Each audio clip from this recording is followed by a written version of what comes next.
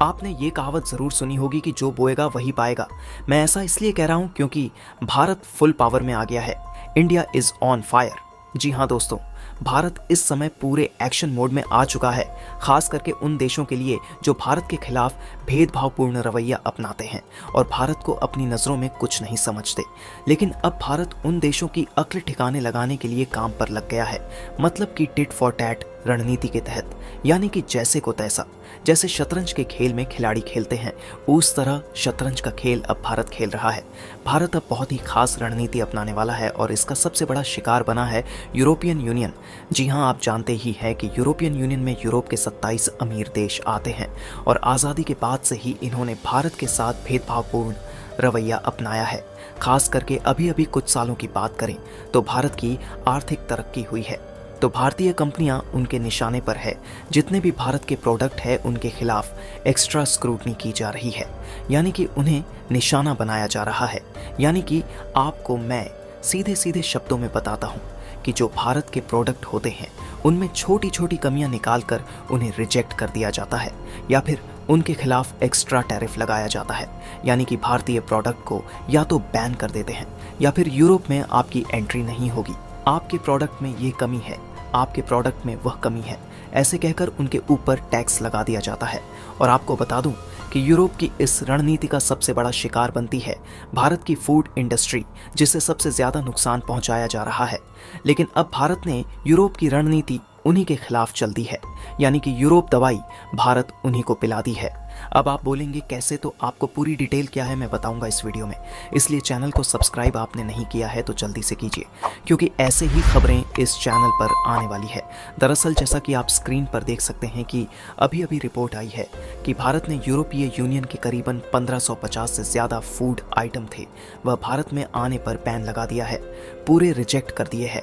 अब वह भारत में नहीं बेचे जा सकते और इस बात से यूरोपियन कंपनी को इतना ज़्यादा भयंकर नुकसान हुआ है कि इसे आप सोच भी नहीं सकते।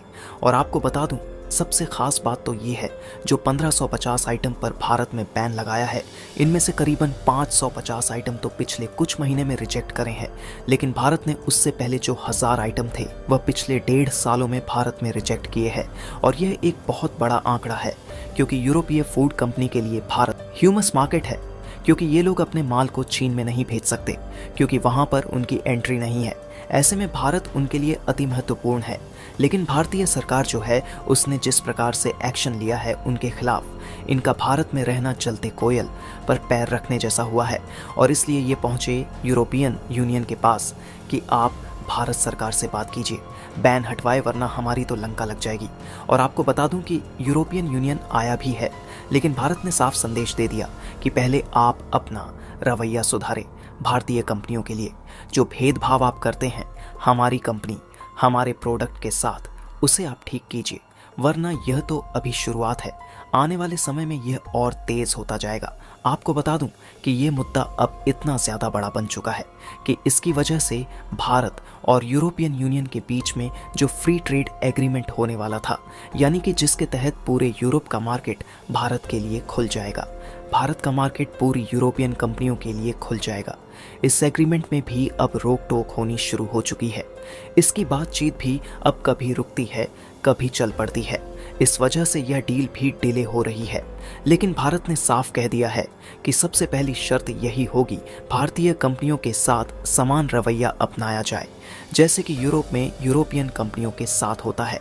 और मुझे ऐसा लगता है कि भारत में जो यूरोपियन यूनियन कंपनियों के साथ किया है, यही हमें साउथ ईस्ट एशिया कंपनियों के साथ भी करना होगा। यानी कि जो इंडोनेशिया, मलेशिया, वियतनाम की कंपनियां होती हैं ना, ये भी भारत को इससे ज़्यादा नुकसान पहुंचती है। और यही कंपनियां सबसे ज़्यादा भारत से आज की तारीख में कमाई कर रही है। और ये छोटी छोटी है, ऐसे में इनका अमाउंट हमें दिखता नहीं, लेकिन अगर आप इन्हें जोड़ेंगे तो आप पाएंगे कि ये यूरोपियन यूनियन से भी 4 पांव आगे है। ऐसे में हम इन छोटे छोटे देश की छोटी छोटी कंपनियों को भी सीधे राह पर हमें लगाना होगा, क्योंकि यह देश भी भारतीय कंपनियों के लिए अपने मार्केट में मुश्किलें पैदा कर रहे हैं और ये लोग भारतीय मार्केट को एंजॉय करते हैं। ऐसे में इन कंपनियों को भी हमें रोकना चाहिए। जिस तरीके की क्रिया आज भारत यूरोपियन यूनियन के साथ कर रहा है, अब भारत को इन एशियाई देशों के साथ भी सख्ती से पेश आना चाहिए। यह हुई मेरी राय। आपकी राय क्या है हमें कमेंट बॉक्स में बताइए। और वीडियो पसंद आई है तो लाइक करें, अपने मित्रों तक शेयर करें और आप लोग चैनल पर नए हो तो चैनल को सब्सक्राइब करें। हम आपसे मिलते हैं इसी तरह की इंफॉर्मेटिव वीडियो के साथ।